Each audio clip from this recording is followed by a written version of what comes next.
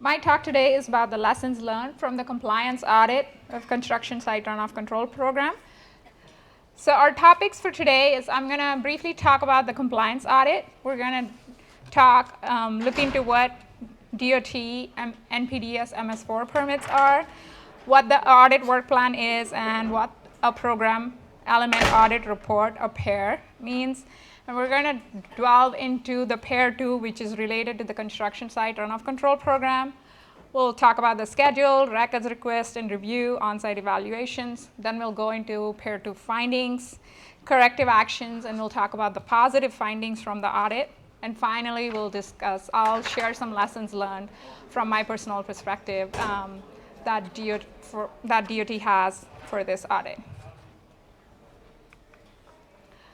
So before I jump in, I wanted to give you a quick slide about the acronyms that I'm going to use today. When I say HDOT, I'm referring to the State of Hawaii Department of Transportation. MS4 means Municipal Separate Storm Sewer System. IDDE is, Illicit Discharge Detection and Elimination. MCM is Minimum Control Measure. I just said the MS4. NPDES is National Pollutant Discharge Elimination System. And PEAR is Program Element Audit Report.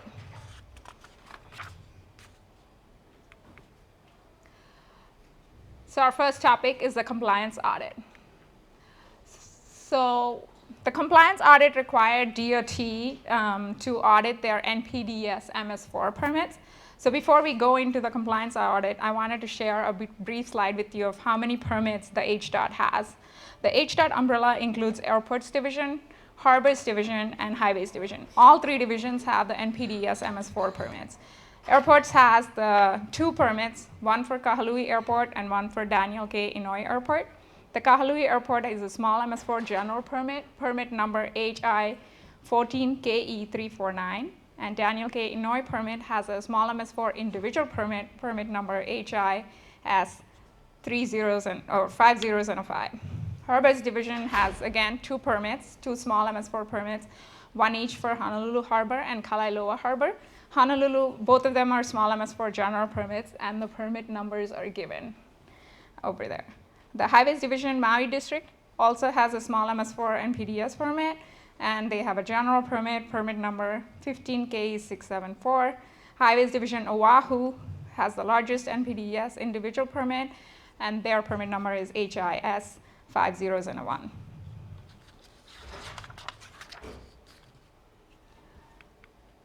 A brief overview. I'm pretty sure most of you or all of you know what an MS4 is. An MS4 stands for the Municipal Separate Storm Sewer System. It typically includes 6 minimum control measures. The 6 minimum control measures are listed in the circles outside, which is public education and outreach, public involvement and participation, illicit discharge detection and elimination, or IDDE, construction site runoff control, and post-construction runoff control, and the last one is pollution prevention and good housekeeping. Our focus today is the blue, which is the construction site runoff control program. So going back to the compliance audit. So why does HDOT need to go through this compliance audit? The reason is on November 5th, 2014, HDOT entered a consent decree with the State of Department of Health and EPA. And under the consent decree, they were required to do an audit of all the MS4s that are under their umbrella. The purpose of the audit is to determine compliance with the federal, state regulations, MS4 permits, and the consent decree. And another goal is to identify deficiencies and potential violations and allow for timely self-correction. A part of the audit also evaluates the 6 minimum control measures that I just showed you in the previous slide of the MS4 programs. The audit covers, as I mentioned before, all the 6 HDOT MS4 permits, and HDOT hired an independent third-party auditor for the task. So the independent auditor prepared an audit work plan, which basically lays out the goals, the focus of the audit, and includes details on how the auditor evaluates compliance, audit structure, and schedule. The audit work plan was developed in November 2016. Audit started in March 2017 and is scheduled to be completed in March 2020. The audit includes 6 PEARS or Program Element Audit Reports, and the schedule is for all of those pairs. But our focus today is only on pair 2, which is related to the construction site runoff control program. So here's a graphic that depicts all the pairs. And you can see the pair 1 covers the post-construction runoff control program. Pair 2 covers the construction site runoff control. Pair 3 is public outreach and public involvement, both combined together. Pair 4 combines IDDE and industrial commercial activities programs. Pair 5 is pollution prevention, good housekeeping, and pair 6 is more related to program management but dwells into staffing, funding, organizational structure, availability of resources, stormwater program sustainability. But again, we're only focusing on pair 2. So the audit work plan actually has a definition of what a potential violation is and what a deficiency is. So potential violation under the audit work plan is defined as an area where the evaluation found the permittee is not in compliance with a specific permit requirement or swamp commitment. And deficiency is an item which, if not corrected, will lead to a potential violation.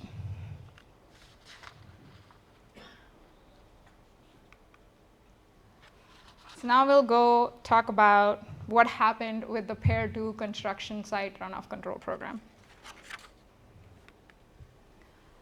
So this slide talks about the schedule of the pair 2 and the steps that were taken as a part of the pair 2 audit.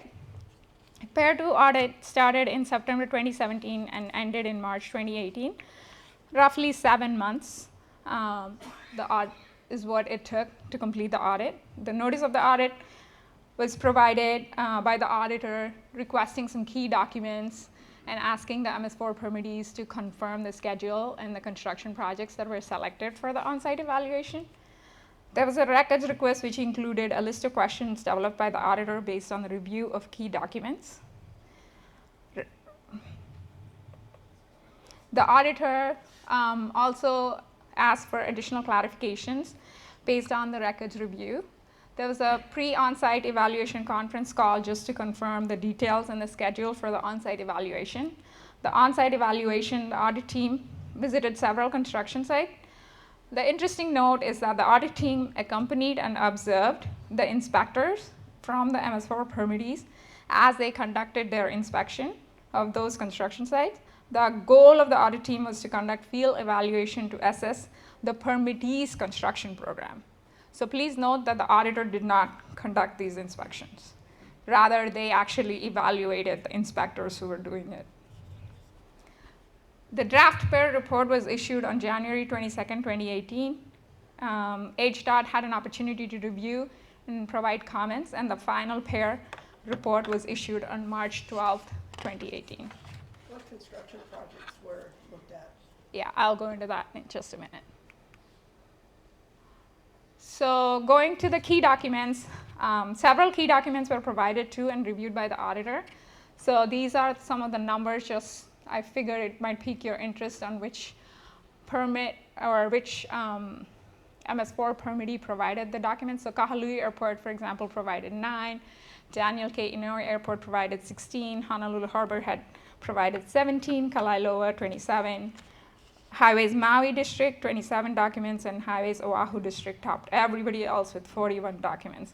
These documents were MS4 permit-related documents, project-related documents, so they could be construction plans, specifications, project NPDES permits if they had any, site-specific BMP plans, permit review documentation, inspections, and corrective actions.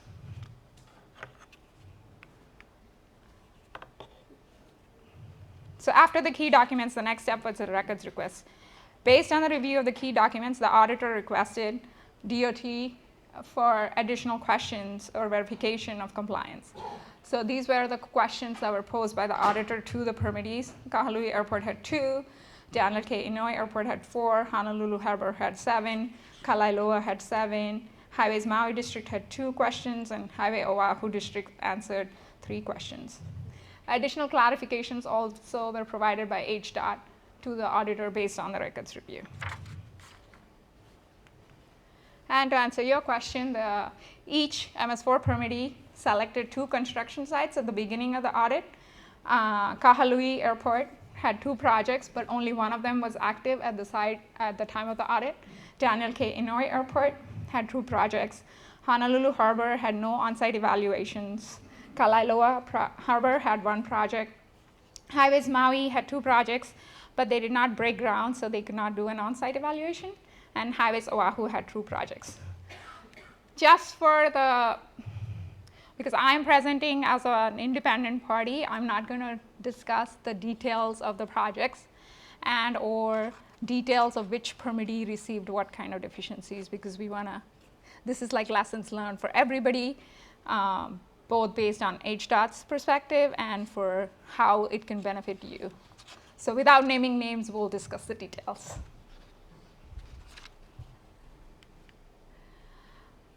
So then the next obvious step is on-site evaluations. So because we are not going to delve into the details of the projects, these are some of the photographs that that are in the audit reports that I selected to present to you.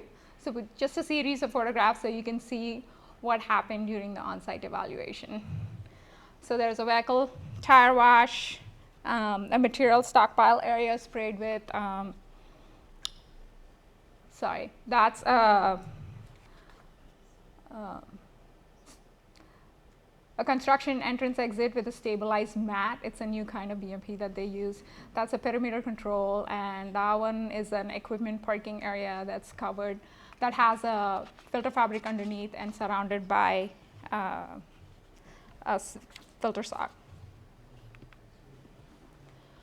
Some inlet protections. Here is a picture of the stockpile with the soil stabilizer, another picture of the stockpile that's covered with plastic because I think they were gonna store it for a little while. And then one of the inspectors looking inside the inlet protection to see if the filter fabric underneath is intact. More photos of inlet protection, staging area where equipment is going to be parked, a temporary berm along the side of the road that had some debris in it, and just the last photo is basically the MS4 permittees, the auditors, and everybody involved in the on-site evaluation doing a post-audit debrief. So the most interesting part, so what were the findings of the PEAR 2 audit?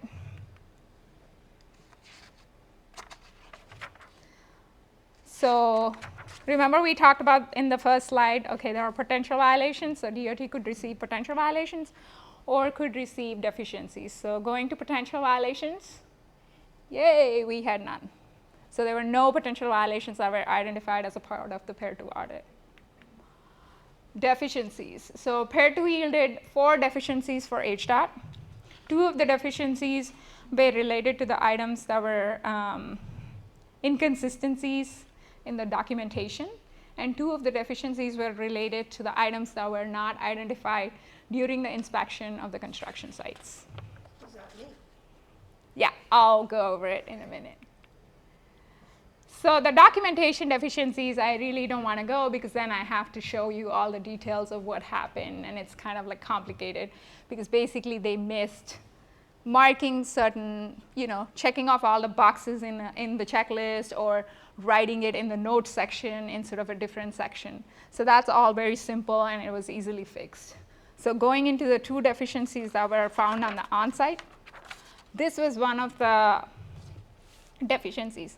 So the audit team found a piece of equipment that appeared to be leaking hydraulic fluid. I don't know if you can see that drop. And the inspector didn't note it in the inspection report, and basically that project's SWEEPY or site-specific BMP plan basically said that equipment and vehicles will be properly maintained to ensure that there are no leaks. So obviously they didn't meet that, the inspector didn't catch it, so then this was found as a deficiency for HDOT. And this is the second one. This is a different project, and the audit team saw evidence of a pool of dark colored liquid under the parked equipment or vehicle. And so the inspector didn't, when passing through this area, didn't notice it, didn't document it, didn't investigate it. So that resulted in a deficiency for HDOT. So then obviously once you have deficiencies, you have to do corrective actions, because that's the part of the audit work plan that HDOT had to do corrective actions, timely corrective actions. So then HDOT submitted a corrective action plan and implemented all the corrective actions from the 4 deficiencies that were identified in PEAR 2.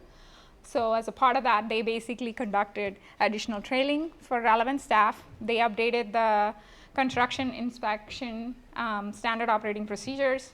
They updated the checklist to make sure that it's easier for inspectors to use. They developed a corrective action report so they can track deficiencies and implement corrective actions. And they also started developing a monthly construction inspection summary table. It was an internal document that they were tracking all the active construction projects, the dates of inspections, dates of deficiencies, when they were corrected on time or not. So those were the corrective actions. All of the corrective actions from PEAR 2 were submitted to EPA and DOH, and they're all closed out. So now that we've dwelled into what didn't go so well, we'll talk about what actually did go very well for HDOT. So we'll talk about the positive findings that came out of the audit for HDOT. So all 3 divisions collaborate on the annual Protect Our Waters conference, which is great. We thank you all for coming here today. Though not mandated by their permits, Airport Division and Harbors Division developed program requirements for projects that disturb less than an acre, and that was great. Highways Division maintains a publicly available online map of current and future construction projects. Highways Oahu District's Enforcement Response Plan, Table 2.1, is an effective presentation of the timeframes required for contractors to address specific instances of noncompliance. Highways Oahu District's construction stormwater independent inspection forms allows for a high level of specificity regarding the exact location of the deficiency, so it includes mileposts, reference to mileposts. Highways Oahu District's asset management system prompts inspectors to specify a date when the deficiency follow-up is expected from a contractor, and also can dynamically add and track site-specific BMPs. Several of the construction sites visited during the on-site evaluation utilized live BMP plans, which were updated daily or weekly. HDOT inspectors communicated well with the contractors during the inspection, used inspection time as an opportunity to educate contractors, and Airports Division could soon exercise option afforded to them in their permit to reduce the inspection frequency at sites with fewer deficiencies. So these were all the positive things that came out that HDOT was already doing that were recognized by the auditor in the PEAR 2 audit. So now we're moving on to the lessons learned. These may be applicable to you in your construction projects. So while this is from the PEAR 2 audit, it's kind of more likely geared towards like what you could learn from the construction, from the PEAR 2 audit that you could implement on your construction projects. So documentation seems to be the most critical. So it's the most critical to show that the permittees are meeting their requirements. So if you have a construction project, you have an NPDES permit, or if you're an MS4 permittee and you have permit requirements, one of the key things that we noticed is maintained records. Like it's all, when there is an audit or if you're ever audited, the first thing they ask for you is the records. So keeping really good records is a great way to start building your program or keeping track of your construction project. And then ensuring that the inspections are closed out. So everybody does inspections, so that's not an issue. One of the documentation issues that we had was, people were not checking the right things, so that's one issue, but that's easily fixable. But one of the other things is closing them out. So you do close them out, it's just a matter of documenting it. So that's one of the lessons learned, I guess, is to keep consistent documentation. That way, if you're ever audited, you would have everything in place to get your audit, to pass through your audit smoothly. So the second lesson learned is education through training or certification. This can provide you a consistent level of expertise for inspectors, whether it be HDOT inspectors, CM, inspectors, contractor inspectors, and or third-party inspectors. Basically, inspectors share their experiences, knowledge from other projects about which BMPs work, didn't work. So it's very good to engage. While it may be like a small thing for you, stormwater is a very small part of your construction project. It may be a very good thing to engage with the inspector to learn from their expertise. HDOT also began consolidating the required construction-related training of HDOT staff, consultants, and contractors through the annual Protect Our Water Conference.